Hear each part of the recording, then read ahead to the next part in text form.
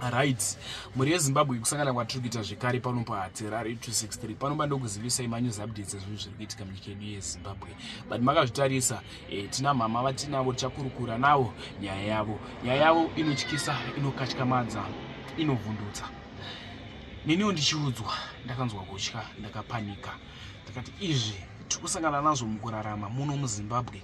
Kana usati wawirwa nesituation iyi haukwanisi kubvuma kuti zviriko usati wapinda mune matambudziko akaita seaya. Asi wakabvunza kune vakamapinda ndo paunozobvuma kuti aiwa zviriko. Kuudzwa unyimwa sembare dzekumusana, zvimwe zvachona zvinoda kuzvionera. Sikandazuya iri interview. Makadima ndiri pangu makadima tiripo. Mama, ndanzwa dambudziko rakakuwirai.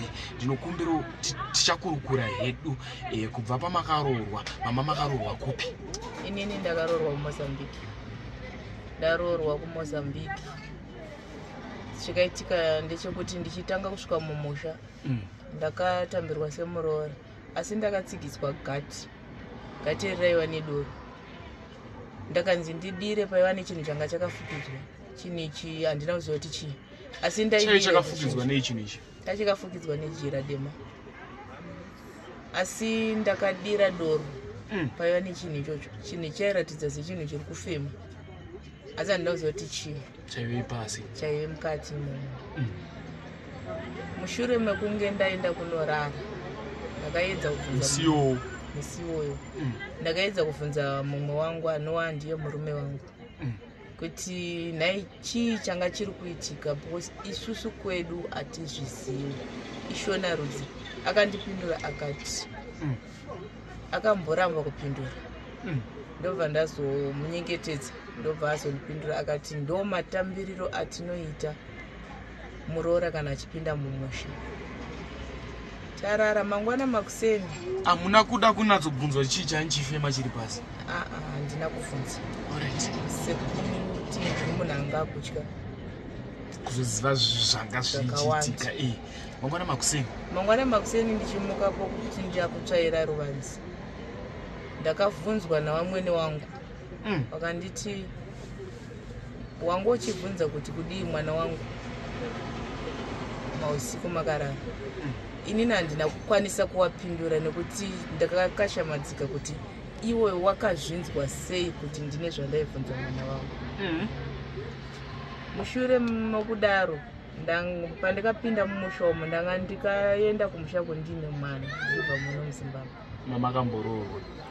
Mwana wemurume. Uma musati mangoziviswa kuvabereki? Mwana uyu akatanga kurwara. Atanga kurwara ndakaenda kun'anga. Ndaenda kun'anga ndakasvika ndakarara day 1. Rechi 2 ndakasvika ndakatendererwa nezizi pataive takagara panonzi kuMozambique vanoti paMachesa, kuno kuti tinoti Gazebo. Asi zizi rakatenderera pataiva tiri paipai. N'anga iye ikasvika ikataura ikati mai vane mwana ari kurwara, uyai murare mudare mangu. Zveshuwa ndakaenda ndikarara mudare imomo, vamwe vakararawo panze paGazebo. Asi mwana aichema, haana kunyarara. Usiku hwese mwana aingoita sei, aingochema. N'anga ikangosvika pakunditi mangwana kunze kwaedzi, ikanditi amai, inini ndakundikana nazvo, berekai mwana wenyu muite sei, muende mudzokere. Zveshuwa ndakabereka mwana. Ndabereka mwana.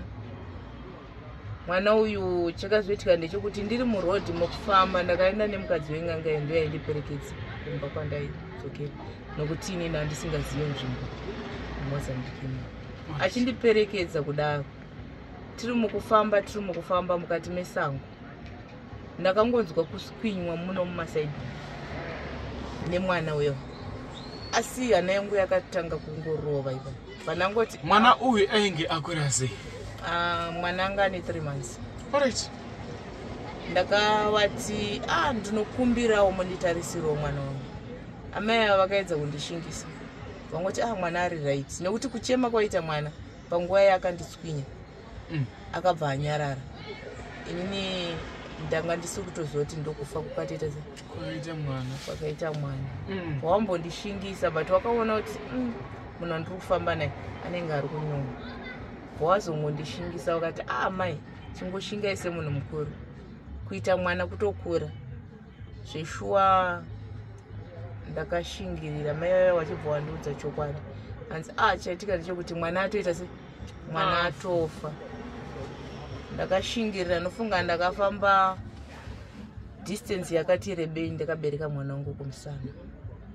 Kusvika ndasvika pamba mwana achibva angovigwa. Achibva tichisvika mwana zveshuwa akasvika bva ndanzi gezesai mwana wenyu.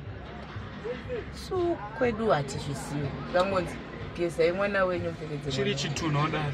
Chiri chitunha udaro. Ndakangoshinga ati hapana zvokuita nekuti mwana ndivani ndevangu.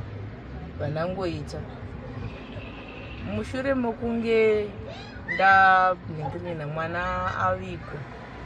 Chakazondinetsa ndechekuti ndikatombobuda panze. Ndabuda kunze kweyadhi. Ndakudzoka ndakadonha. Ndadonha ndakabva ndatotadza kufamba kusvika nanhasi. Dambudziko nderekutadza kufamba kwandakaita. Kubva ipapo nditori nedambudziko regumbo ririkutondinetsa izvozvo. Dambudziko iri rakura zvenguva yakareba sei? Dambudziko iri ndisingakanganise rinogona kuita zvekuma 15 to 16 years. Yei, ndine dambudziko iri. Kumwe kwamuri kumbofamba vari kuti chii? Pandiri kufamba chiri kuitika ndechekuti pandinofamba mumwe munhu anongoudza kuti zvinopera, asi inini handisi kuona kuita sei kupera kwazvo. Vamwewo ndo vanoti izvi zvakutoda kuti mimende kunorapwa kuriko kuMozambique. Asi inini manje kuti nditi ndinorapwa kuMozambique, obviously ndozoti mushonga nemushonga zvinogona kutadza kuita sei kupindirana. Alright, ndine mubvunzo ipapo. Kubva kwamakaita kuMoza pachiri nemba here yekuti isusu tinenge tichitaura kuti apa pane mukadzi nemurume? Imba ichiripo, asi dambudziko nderekuti kuchati izvozvi zvekuti tichanyatsoonana chaizvo zvakutinetsei nekuti vabereki vemurume wangu havachada kuti isusu tigare pamwe chete. Alright, zvatiri kuita interview tiri pano paMambo Mutize. Mambo kurukura nawo wongu ndambokurukura nawo. Vati chii? Wanditi vanokwanisa kuzvibaya kuzviti zvipere. Dambudziko randinaro wati vanokwanisa kuripedza. Alright, mune mashoko here amunoda kusikirawo kumhuri yeZimbabwe? Mashoko ndinawo andokwanisa kusikira mhuri yeZimbabwe. Ndinoti mhuri yeZimbabwe tsvagai kupona nguva ichipo, ende tsvagai kune vanhu vanokwanisa kukubatsira dambudziko renyu. Sanhasi inini ndaona hangu shanduko kusvika kwandaita panapa paMambo Mutize. Dambudziko ranga ndinaro zvanhasi ndiri kuona kuti zvine shanduko, nekuti handisiri kukwanisa kuita kwanisa kufamba. But zvanhasi ndiri kutoona kuti zvine change, ndiri kutoedza kufamba zvokuti pandinobva panapa ndinoona kuti zvinenge zvashanduka kudarika zvazvava izvozvo. Alright, makazobatawo chinhu chinonzi budzi renyu here kubva zvakafa mwana? Wongu ndakabata zvangu ndinayo. Alright, mhuri yeZimbabwe ndokumbirawo titaure zvatinofunga mucomment section. Vari kuda kubata Mambo Mutize, namba ndidzodzi dzinenge dzichingobuda pascreen nguva nenguva.